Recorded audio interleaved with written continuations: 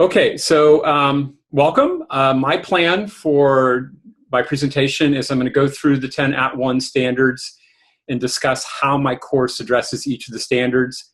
That part of my presentation will be hub and spoke. In other words, I'm going to go out and look at artifacts and then come back into the standards. And that should, hopefully we should get through that in less than 30 minutes. That's my plan, maybe a little bit longer. We'll see how that goes. And then we'll go into my sandbox and we'll go through that in a linear fashion as if we were a student and see what a student would actually see as they were going through my sandbox. So the first standard, I'm going to go through that one with a bit of detail because I thought that was a really important standard. And that's the instructor knows and understands current effective practices with online teaching that support student success and can apply that knowledge to design implementation of his or her course. And so the first one was about barriers, that you can cogently discuss barriers and support student success within the online environment.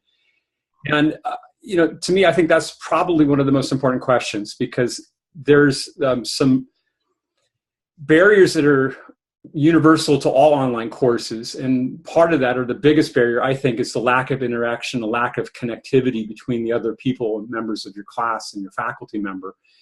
And it's easier for students to feel a sense of isolation and to not really feel like they belong in the course and end up just, you know, blowing it off and not participating because of that sense of isolation and lack of community.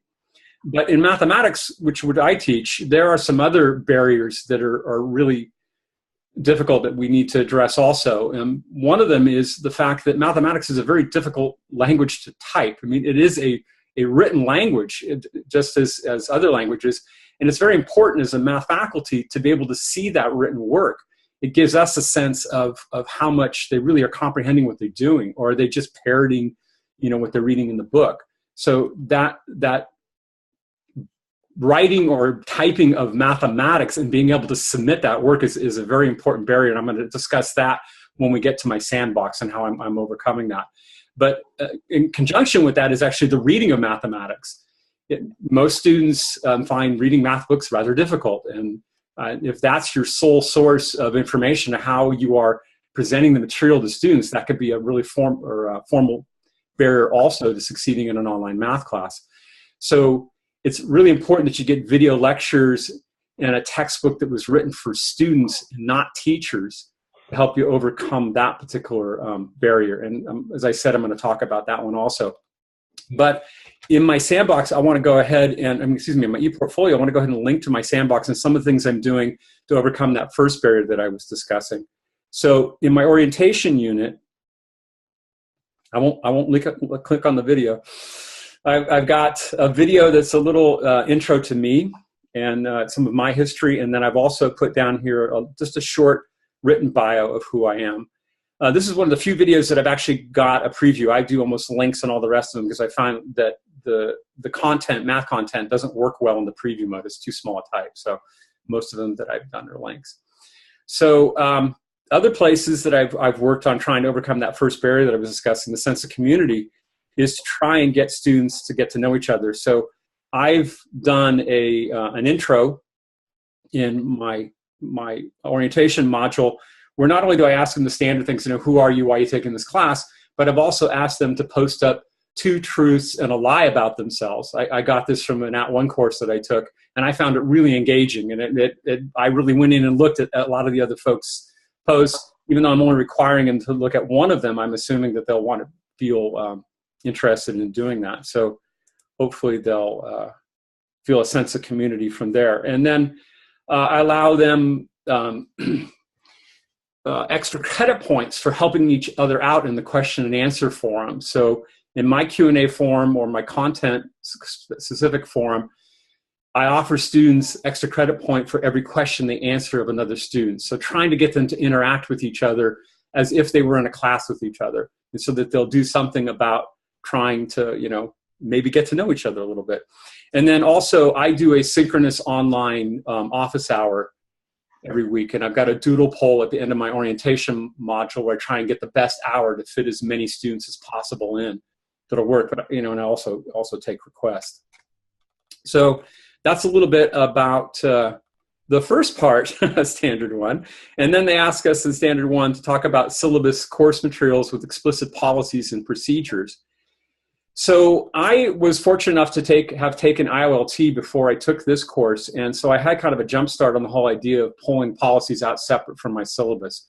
And so I've done that. I had a draft of that going already and had that thought in my mind. And I find that really useful and extremely important for students. The syllabus, myself included, we tend maybe to blow it off and not read the whole thing like we should, because it's kind of a long document.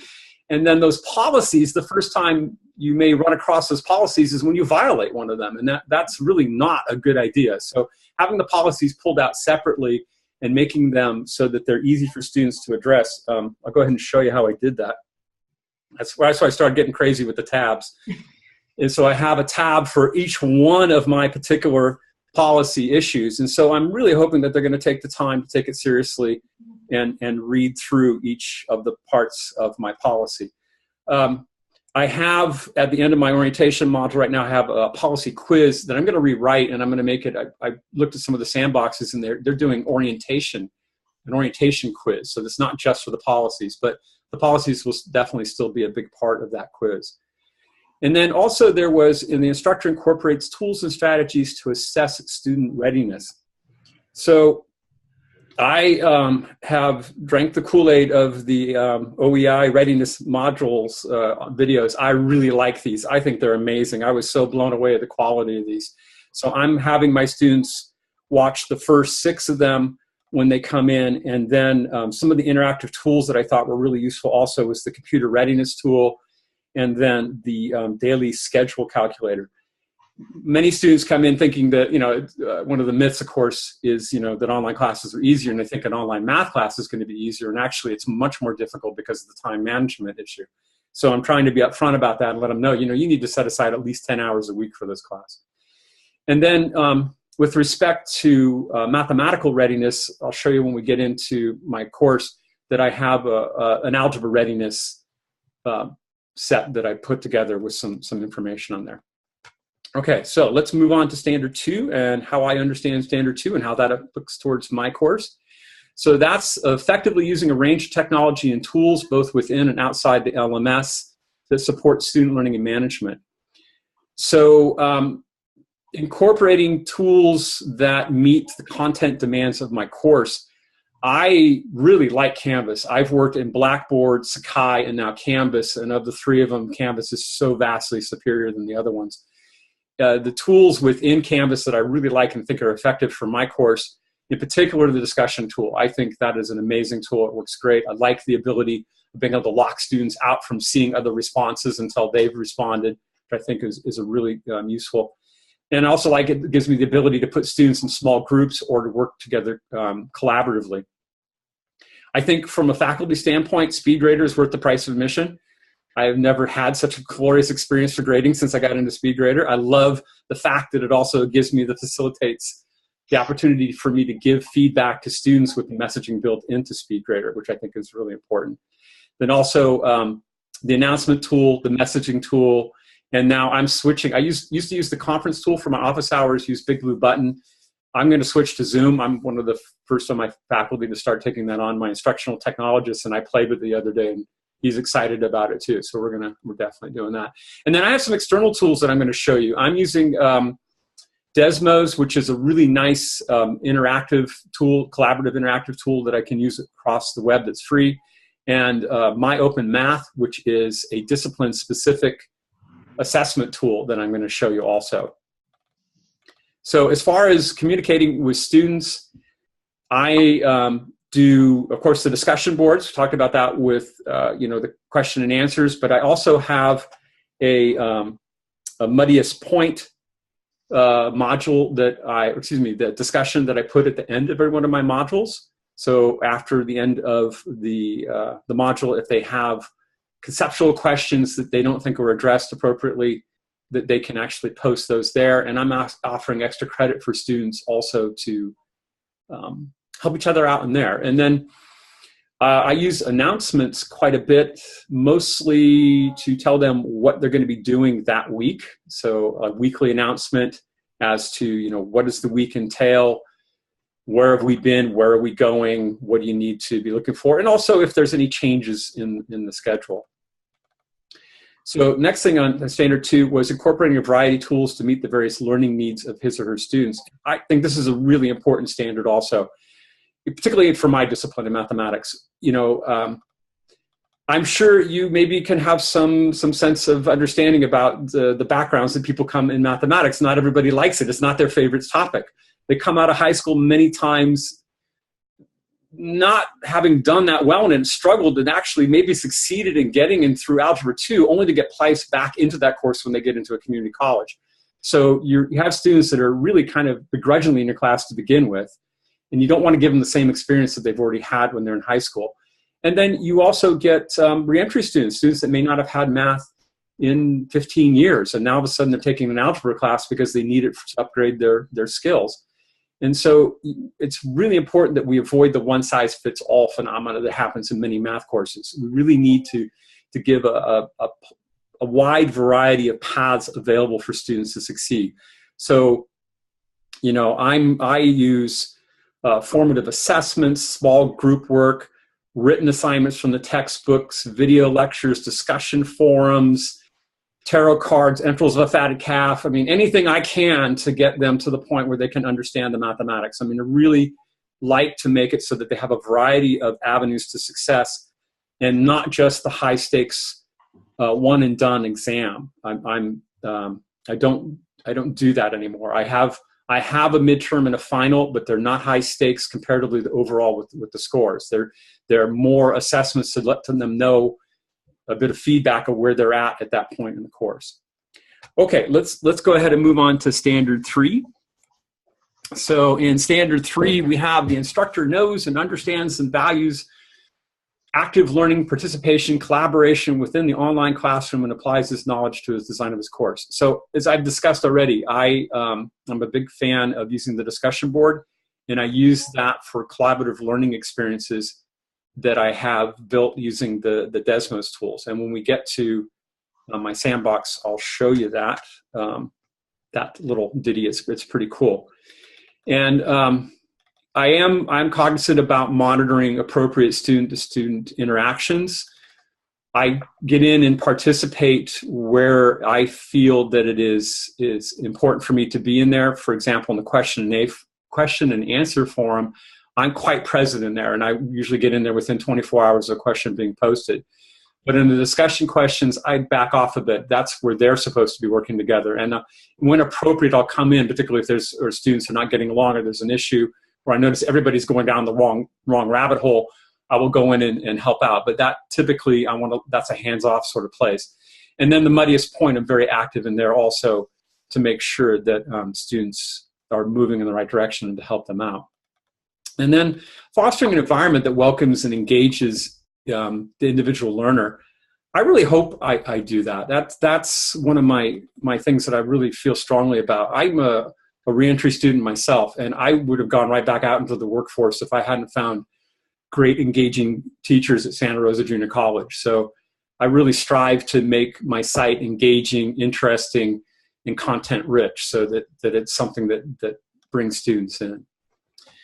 So moving on to standard 4 here, going things through a little quickly here. Knows and understands the importance of teacher-student communication and applies these knowledge to the various ways within the course. So using a variety of tools, as I already said, I use SpeedGrader quite extensively to give information back to my students when I'm marking their papers or when I'm grading them through their discussion questions for the cooperative learning.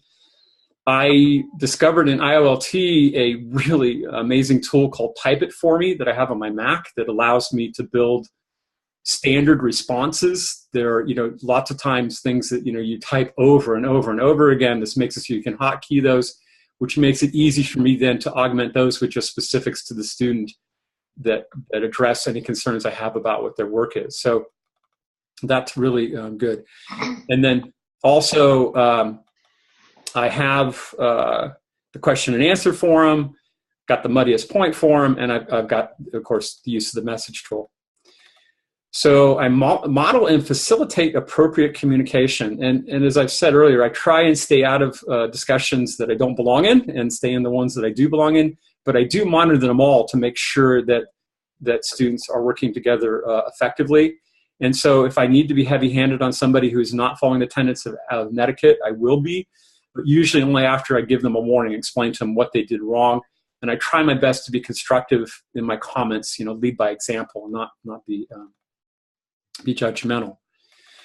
So expectations on course policies and well-written assignments. So the course policies, we talked about that, but I do want to talk about well-written assignments and rubrics. So instructions and rubrics, let me show you an example of that real quick here. So this is one of my Desmos activities in the discussion board. And this tool, I'm going to have to send them out to an external site, and they're going to have to sign up for an account.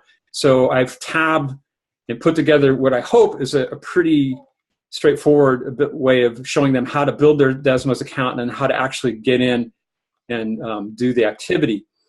And I tested this on my wife, and she was able to do it. So I'm fairly confident that my instructions are good because she's not a tech person.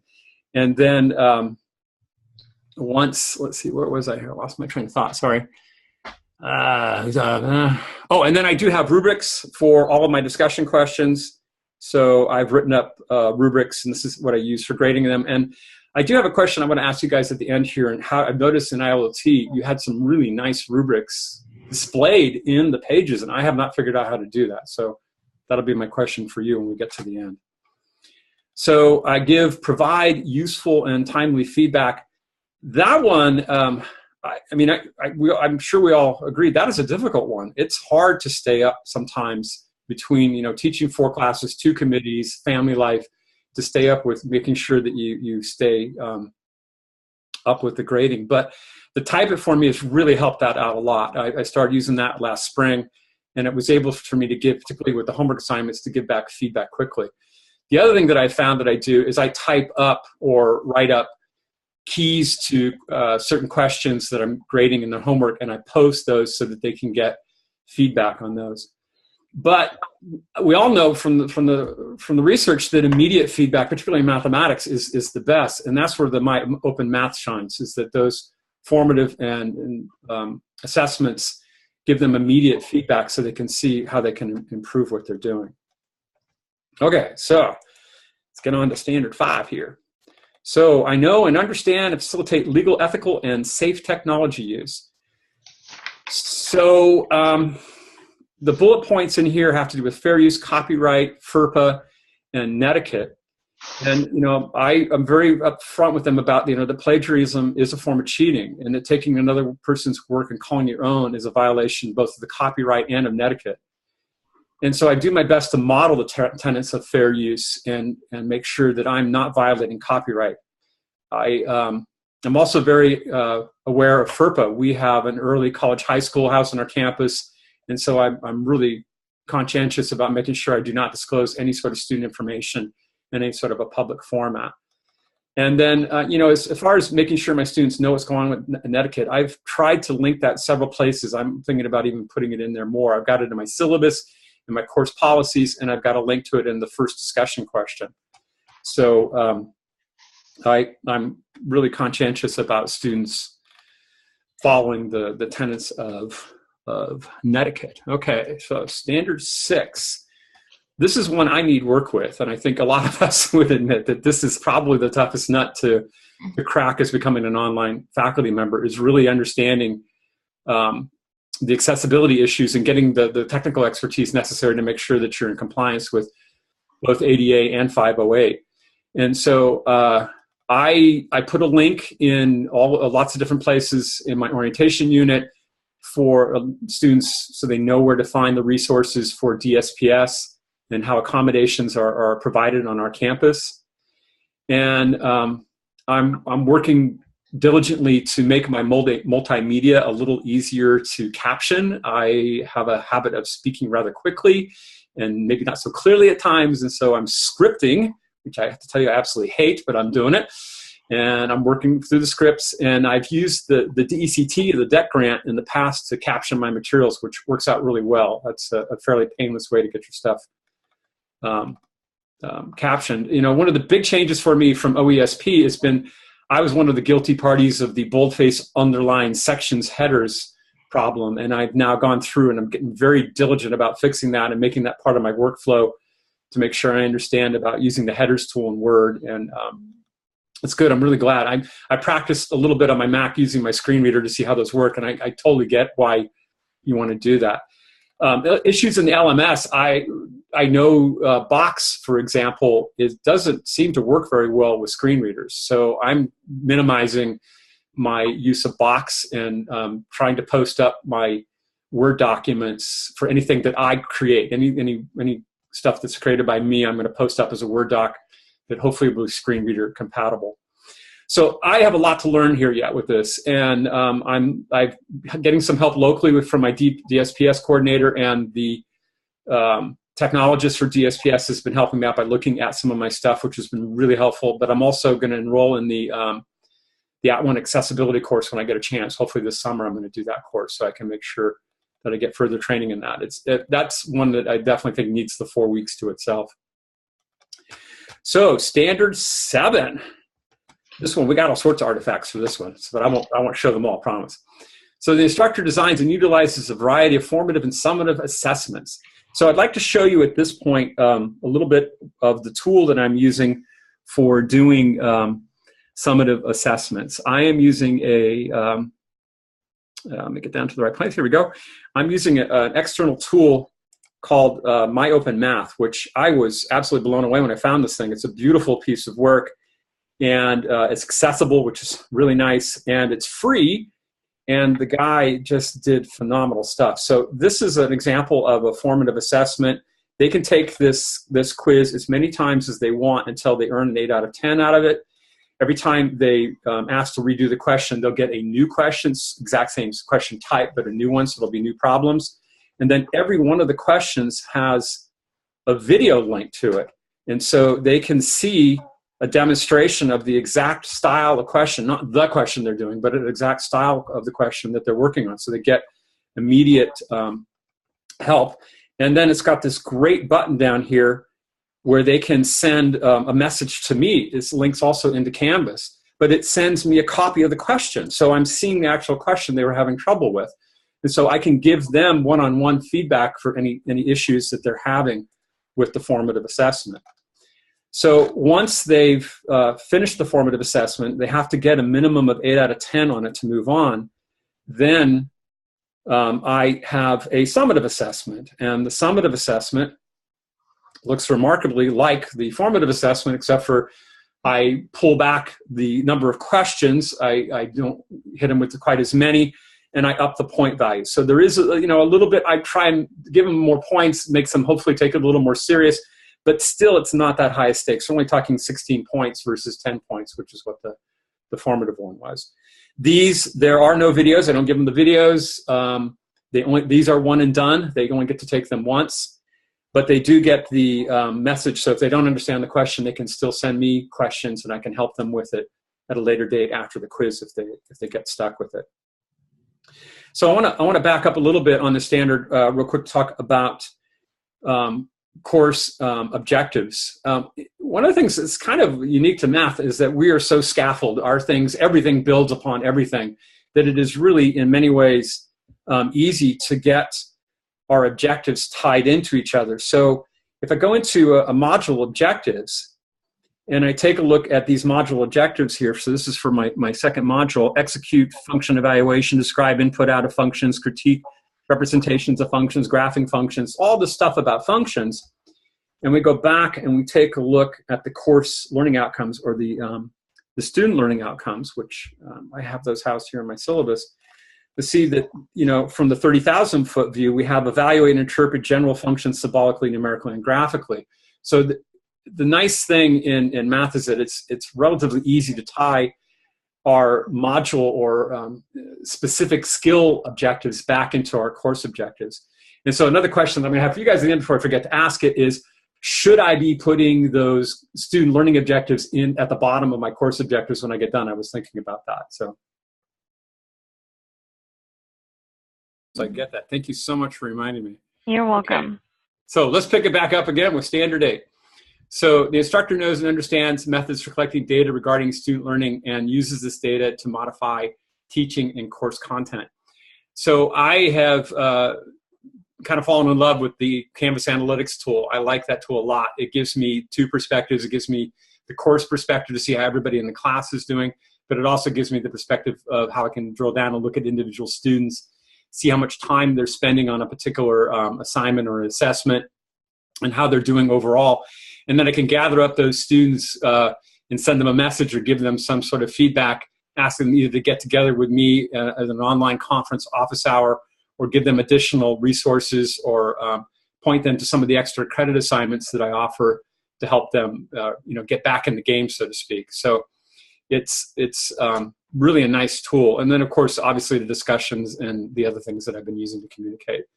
So on Standard 9, the instructor participates in ongoing professional development, attending workshops and conferences, and then doing things about maintaining my subject matter expertise.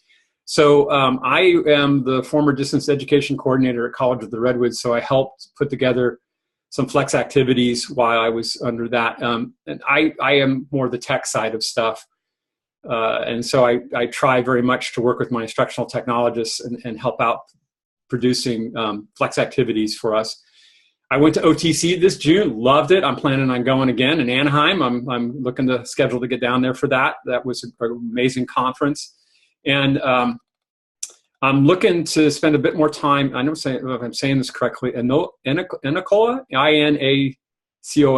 I like that site. I thought that was really interesting. The K-12 kind of fits a lot, since I do a lot of developmental math, in particular for this course, is developmental math. So that's the site I definitely want to spend more time looking at that. And then I really like the Quality Matters resources also, in particular their rubric.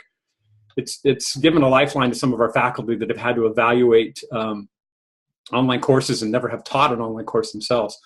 So in terms of my discipline, I am a member of CMC-CUBE, California Math Council of California Community Colleges, and I participate with them as much as I can.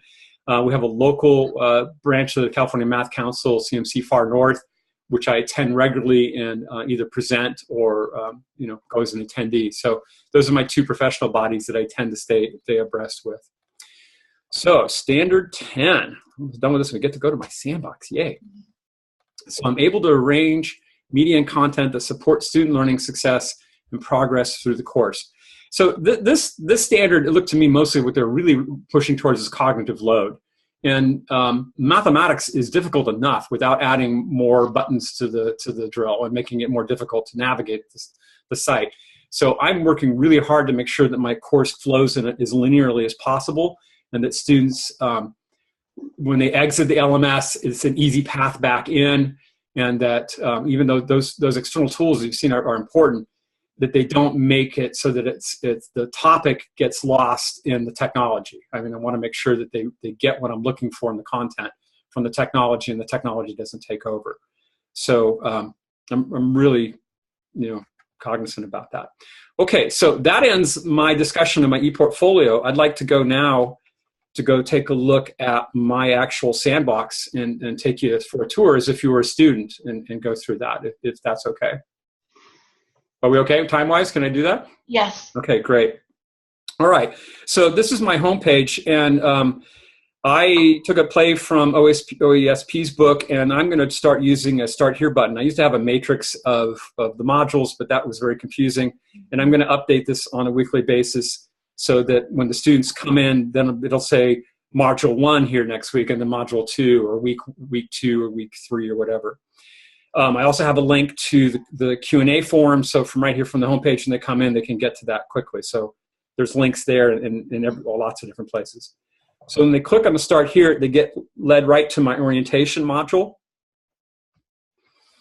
And for some reason, we dropped out of the student view. Hang on just a second. I want to put us back in student view here real quick. There we go.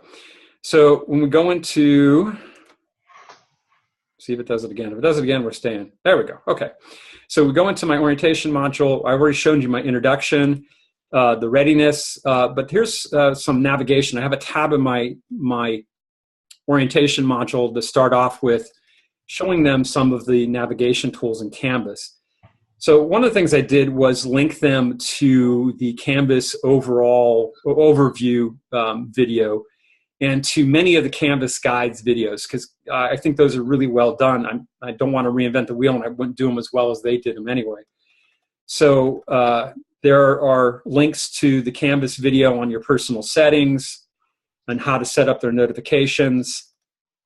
And then down here is a bit on how to navigate my particular course. So I have a navigation video that I did that shows them how to use the tools over here in this toolbar and how they work in my course. So that's a specific navigation video to just me. And then, since this is my intro to get me going, to start off, the very first page they run into in my module, I tell them what their objectives and to-do list in here. So I give them a list of objectives, and I give them separately what they're supposed to turn in, everything that's going to get turned in Module 1. And I repeat this material here at the end also, show it to them. So, hey, by the way, this is the stuff you're supposed to turn in. Did you do it? Mm-hmm. So that's at the end. And once they're finished, they go down and click the next. I've got the buttons just like, that was a really good tip, putting the arrows to point to them where to go in the tabs. And then, as we've already discussed, I have the introductions where I ask them to introduce themselves. I'll hide Myra's post there. All right, responded there for the 2 truths and a lie. And then I've got a course materials page as part of my module and additional resources. So the textbook I'm using is an OER textbook that they can download for free if they want to have e-copy of it. I also I got permission from the authors of the book to put it up on Lulu, so they can buy the book delivered for like $15. They can get a paper copy of it. And I'm encouraging them to buy paper copy. It's a workbook style text, and you write right in the book, which is, it's great. It's like I said, it's not a book written for math teachers. It's a book written for students, and particularly in the online format. I think it's a really useful product. The textbook, when I say they, incorporate, as many community college textbooks do, the TI 8384 family of graphic calculators directly into the book. Those calculators are ridiculously expensive. They're about $100 for 1980s technology, which is kind of difficult for me to have them do, but I offer them to do that, or we rent them on campus for $20, or one of the things that I'm going to ask them to have is a smartphone. We'll talk about that when we get to assignments. And so if they don't have a smartphone, that's okay. They can still obviously participate in the class. But there are 2 calculator emulators that they can get, one for Android and one for iOS. The one for Android is free, and the iOS one's only $7. So actually, the iOS one's better than the real calculator. Then we have a math lab, physical math lab on the Eureka campus, so I give them information about how to access that. And then a general supports link, student support services link. And so this is all the different student support services on campus, how to get a hold of DSPS, and all the support services that we offer. I give them links to all of that. So then there's my course policies, where I talked about that. I put that first. I even put it before the syllabus. And then after the course policies comes the syllabus. And then after they've done that material, I have a policy quiz. And I'm going to, like I said, I'm going to rewrite this, and it's going to be an orientation quiz. When I first did the quiz, it was geared to just policies. I've been kind of buggering with it since, and it's kind of hacked up. I got to fix it before I submit my sandbox. It's not pretty at the moment, so I'm going to try and get that done today. And then after that, I have a lot of material to cover in 16 weeks, and I need to get to some content in the first week. I can't let that go. And besides that, it is really, in a big sense, part of the orientation, because they need to know, how do we submit an assignment? How do we do an assignment? How do I do stuff in this class? So the first week, I have them do 2 sections worth of the textbook, section 1.1 and 1.2. Most weeks are going to do 3 to 4 sections of the textbook. So it's back to giving clear instructions and readiness. The first tab in here is algebra readiness. How do you learn algebra? And I really like Joe Boyler's work out of Stanford University. If you ever teach any mathematics, or anybody does, really worth hooking them up with the work that she's been doing.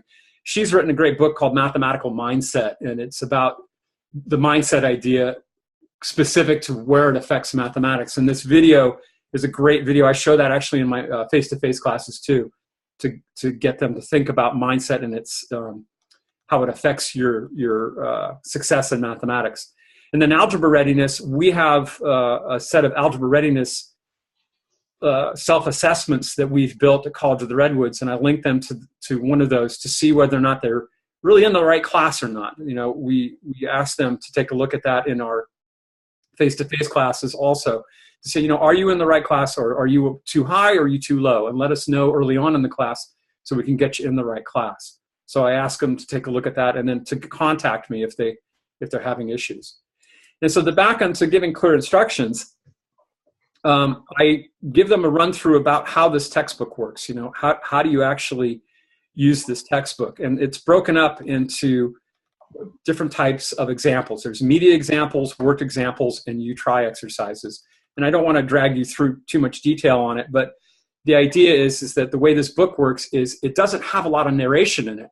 And so in a typical math book or math textbook, you read about the stuff, then you work an example, then you read some more about the stuff and you work an example. In this textbook, you watch an example. They have a video. And then once you've watched that example, then you read a worked example, and then you try and see if maybe you understood it, and you do a problem yourself, and you work through one, which is really good. And then there's traditional homework style problems that are in there also. So down here, I've given them some options on how they're going to submit this written work. As I said, one thing that I'm going to encourage them, if they have it, is to use it is their smartphones. There are options, obviously, if they don't have that. But if they have that, there's Tiny Scanner, which is a really nice app on their phone that allows them to take images and create a PDF file from those images that they can submit for me of their assignments. And so when they go to turn in the assignment, they can just use their phone to take pictures of what they've done in the book and then submit that up. And I've in my online stats class, I've had that happen quite a bit. Students taking pictures of the output from their calculator and submitting that as part of their assignments. So I'm hoping that that's going to work out okay. They can, if they don't buy the textbook, they can print out the pages and do it that way. And if they have a scanner, of course, they can scan in the pages or they can scan in the textbook. And then one other option I'm giving them, if they happen to have a computer like Lisa's that has, you know, a way you can write on it, there's software like Foxit that allows them to write directly onto PDFs. And so they can do their work directly onto the PDF if they have like a Surface or some sort of a tablet, and then they can submit the pages directly that way without even having to deal with any of the printed stuff. And so one of the things that I have yet to do that I need to build is I need to do a video showing how all of that works. And I'm planning on building a video for that, hopefully in the next week or so. I'm working on the script of it right now, so that not only have I given them written instructions, but a visual cue on how to do that. So then once I've shown them how the book works, then I get them into their first assignment. And so in the first section, I lead them through by the hand, page by page, basically. This is what you're doing. This is how you're doing your homework. And here's, you know, I want to give them very explicit instructions the first time through so that they see exactly how they're going to create their first homework. Then I tell them what is it that they need to turn in. And then down here, the last thing I do is give them links to all the resources that they need to do all the things up here in the previous part.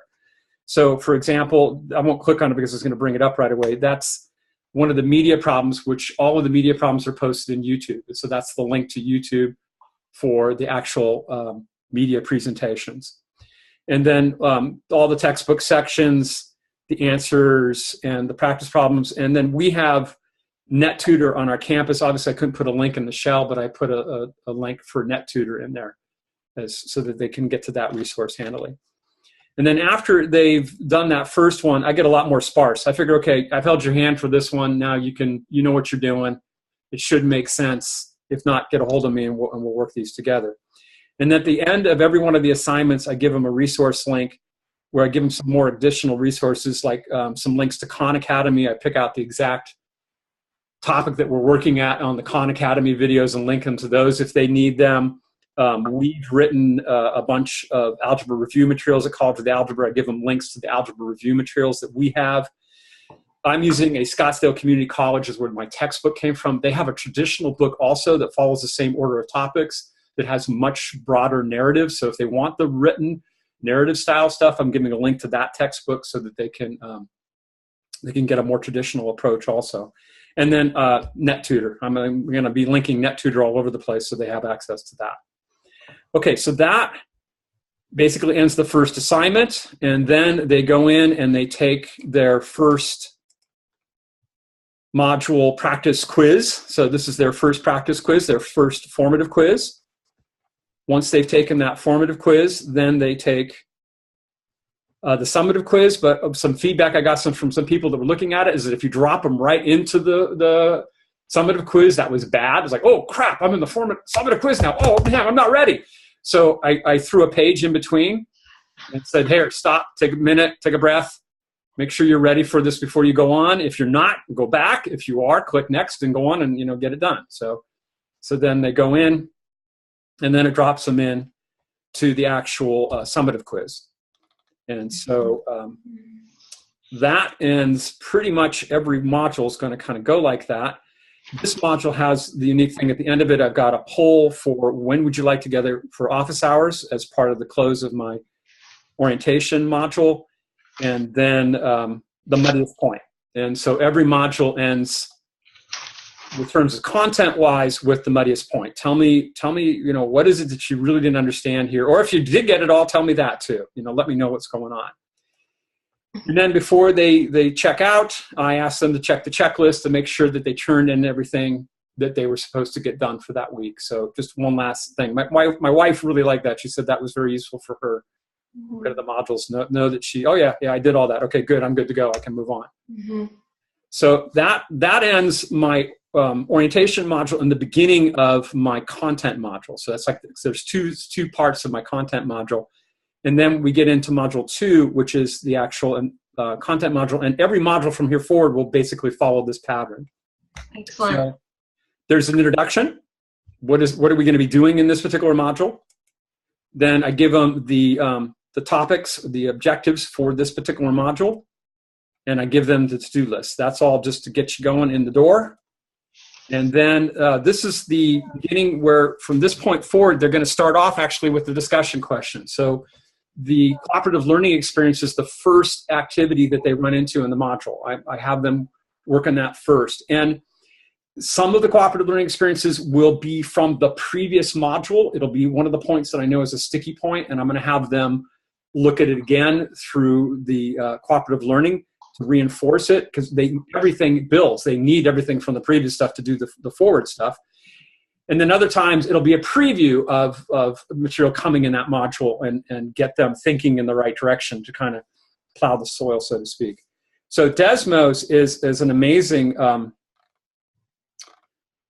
I wish we had time. I'd love to go take you to show it, but I'll let you do that on your own. If you go to desmos.com and you put in this code, you can actually play with it. And I encourage you to do that. You don't have to set up a student account to actually play with it. You can just go ahead and go into it without that. But I have students build a student account and sign in before they do it, because I get to look at their feedback. It saves it for me, and I get to go in and see what they actually wrote up in the activity. And they will get feedback. When they submit a response to one of the questions, below it will be a sampling of other responses from students. So we'll see what other students have said about it, which is really cool. So I'm super excited about using Desmos in my class. And so once they've done the Desmos activity, then they drop into an actual discussion question, and I give them information about how to respond to their peers and how to respond to the question. What are you actually doing here? And then again, a link back to the tenets of Netiquette when they come into doing a discussion. So I give them, there is a question. In this case, it has to do with a graph that they've seen very similar graphs to this in the activity they did. I ask them to respond to 3 questions here. I show them the rubric, and then they don't get to see their peers' replies until they post. And so that way I don't get, 35 of the same responses. So once they've done the discussion question, then we drop into the next assignment. And at this point, we're going to 3 of them. I won't drag you through it. They're very similar to the last one. I'm always going to have an intro where I talk a little bit about what the assignment is about, and I'm always going to close them with additional resources. This one's a little bit different since we're ending a learning unit, since we're ending a module. There is also a link to a self-assessment at this point. I'm not grading the self-assessments at this point, but I do plan on going through and building a set of videos for them because they don't have solutions to them. So I'm going to build video solutions for the self-assessments. I've gone back and forth about actually collecting them, but I think at some point they need to have some ownership of it. And this is one of the places where I'm going to let them have that. And the place that I'm encouraging them to realize is that the midterm and the final are going to be made up of these self-assessments. I'm going to take the questions from the self-assessments and use those. They're scaffolded from the practice problem, from the homework problems to the self-assessment, from the self-assessment to the midterm and to the final is how I'm trying to get them to see it. Okay, so we'll move on from there, and then we drop into the next formative quiz. So now you've done with the assignment. Let me see if you really understood any of it. So you get to take this as many times as you watch the videos, send me questions. Then stop, take a breath, make sure you're ready. Go do the summative quiz for this particular module. Show me that you really understood this stuff. Show yourself that you really understood this stuff. And then muddiest point one more time for module 2. I haven't got my picture in there. I got to fix that. So I've got a muddiest point for module 2, and then we drop back out to the checklist.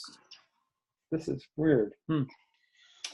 These pages are not looking the same as if I was not in the student view. I wonder what's going on here. That's strange. I'm going to have to go back and take a look what happened there because they're looking different in my view versus the student's view. So I will check, maybe republish them or something. Something might have gone wrong there. Okay, so that's it. I'm sorry about having to take the break in between there. No worries. It's happened before, so we are accustomed to it. So it's no problem, Michael.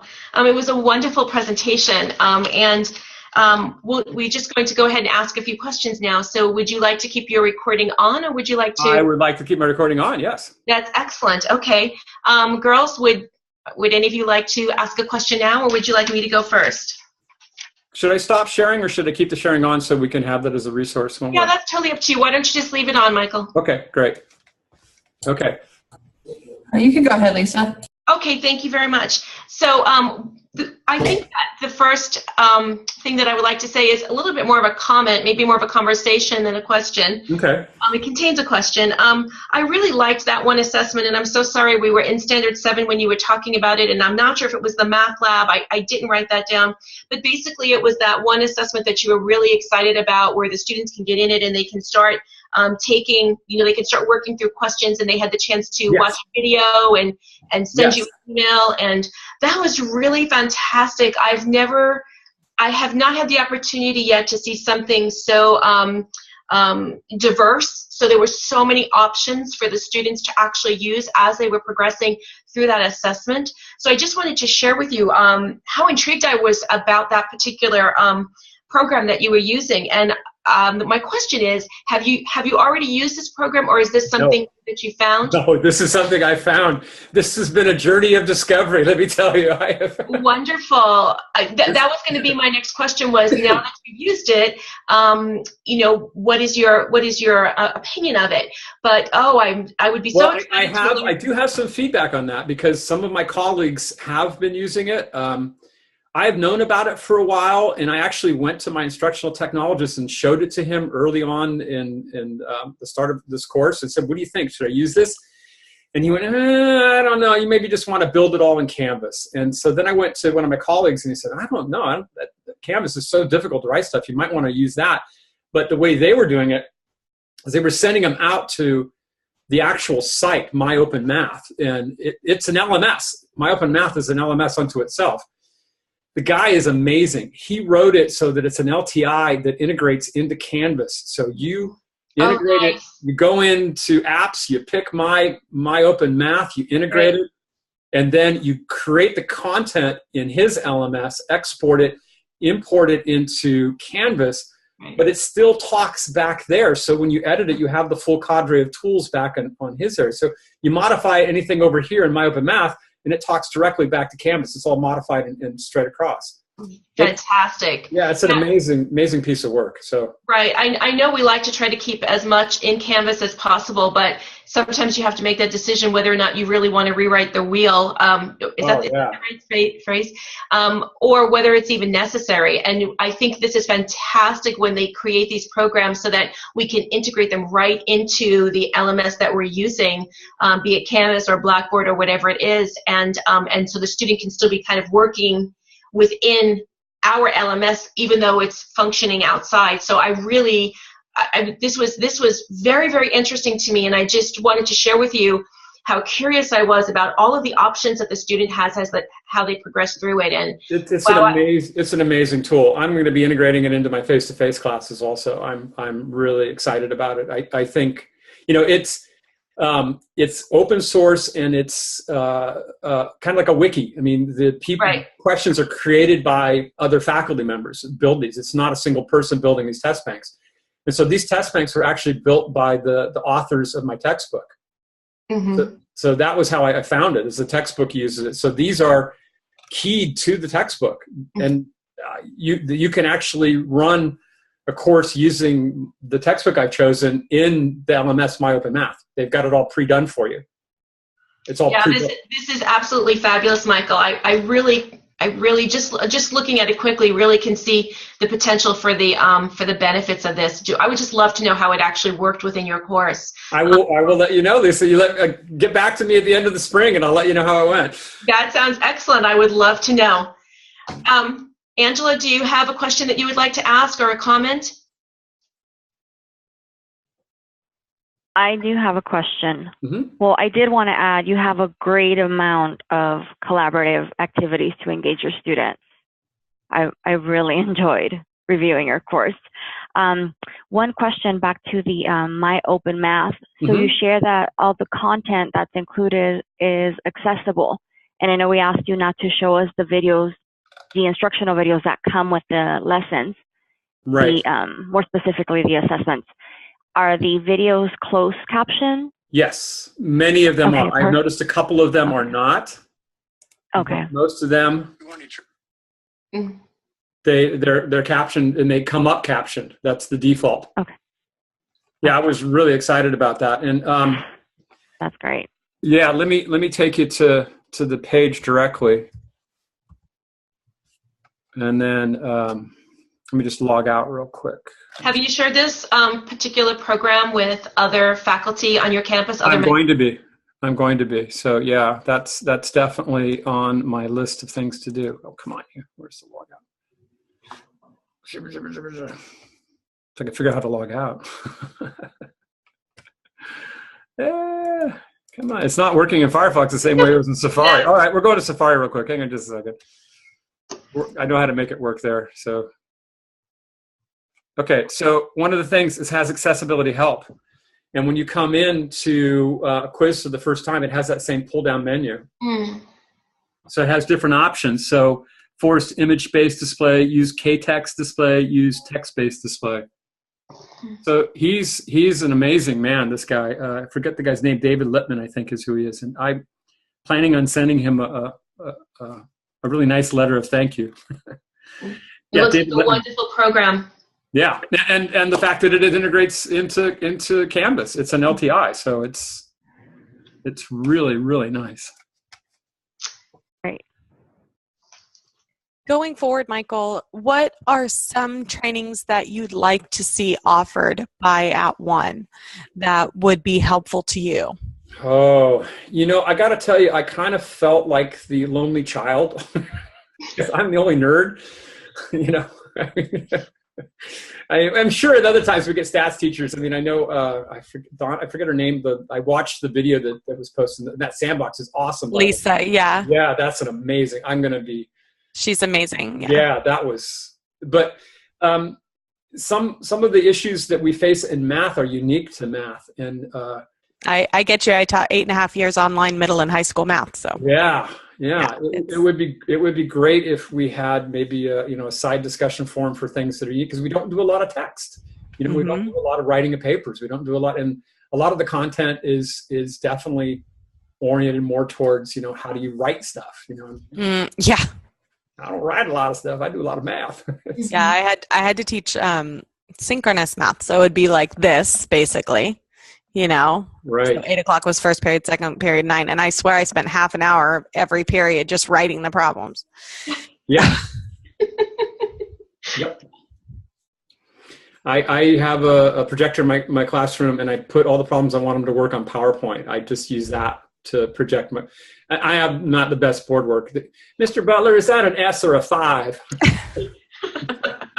So I just got over that. I just put them. I've gone to the push-up and built all the problems I want to present in class on PowerPoints and Right. do my board work. So I hear you. And we have one of the guys that works with us is not for @ONE, but with our OEI program, is a math teacher out of Lake Tahoe. So he has a lot of experience with that. So I'm sure if we did have that side discussion, he would be a very integral part of that. His name is Larry Green. okay, great. That would be great. So yeah, I'll run that by him when I see him in next month too. Thank you. Alex, did you have a question? No, I had a few, but Michael, you answered all of my questions, so that was excellent. Yeah, I thought it was well organized, great navigation. I really love that you addressed at the beginning and you made it so clear, not only the barriers for the online portion, but the barriers for your students and where they were in their math levels. So I thought that was, as a student thinking about that, I was like, that will be really helpful for me going forward in your class. So excellent. Great. Thank you for that. Yeah. So Michael, I at the end of the question and answer session, I usually ask the same question because I'm always curious about the candidates' thoughts on this. And so my final question, our final question to you is, I respect that OASP was a huge course and that there was a lot of going on, lots of activity. But if you were to think about it and you were to think about what is, if someone was to ask you, what's your one takeaway from OASP? Maybe the one thing that you learned or the one reason I was glad I was there, or, if you could kind of sum up in with one idea, what's your one takeaway from your work with OASP?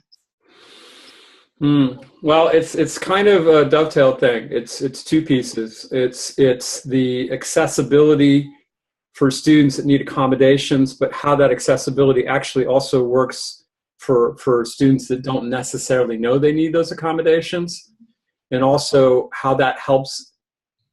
In some ways, accessibility can be think about as also as building community. I mean, I keep coming back to that. Chickering, I forget the guy's names, Chickering and Gambit, or I forget the name of the paper. That was a real eye opener for me. Also reading that, I mean, I wish I'd read those a long time ago. To think about how our community college students really. I mean, I think I've been doing those things, but they were just so explicit and so well written out that it made a lot more sense to me. So I think the sense of community and the accessibility would be the two things that I've got a lot of growth in terms of my understanding how to teach online. That's wonderful. Thank you so much. I know the accessibility is usually something that a lot of the candidates are a little bit nervous about. And you're absolutely right. Even though they feel as if they're addressing accessibility in their courses, as they start to progress through OASP and then interact with the other instructors in the program, they start to recognize little pieces of things. Oh, I'm not doing this, or oh, I missed this, or Right. oh, I've missed this, and yeah. So that does seem to be one of the things that we do notice that instructors value after leaving OASP. So thank you so much for sharing that with us. This will then basically conclude your final Okay. presentation. Thank you. Thank you so much for being such an amazing participant on the discussion Oh, boards and for Not a problem. just wonderful, wonderful interactions with the other candidates. And there were so many times you were so helpful. You even helped me that one time with the tabs. So thank you so much. Not a problem. Like I told you, all that's great was this is all read before I started learning tabs, you know? Yes, right. And the other candidates were thrilled that you shared that information about the tabs. So thank you so much for doing that.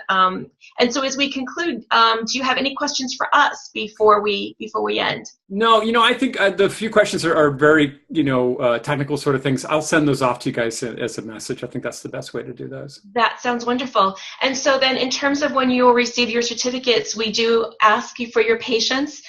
Typically what will happen is you will receive your certificate of completion first, because that's a little bit of an easier process for us. Right. But then a number of reviewers will actually be looking at your course and your e-portfolio and making comments and recommendations and suggestions. And it takes a while for all of us to do that, and then for one person to speak in one voice on our behalf. Right. Sometimes you will receive an email asking you to relook at something, maybe for example Standard 7, to take another look at it and make some adjustments. And yes, then you'll do that. I'm really looking forward to getting that feedback. That's wonderful. So the second one, the Certificate of Achievement, I just want to share with you that takes us a little bit longer to actually get that certificate to you. So we just ask for your patience while we all go through that process with at One. Great. Sound good? Sounds perfect. Okay. It's been a pleasure, Michael. Thank you so much. It has been a pleasure. For sharing your course with us. I'm going to stop recording here now.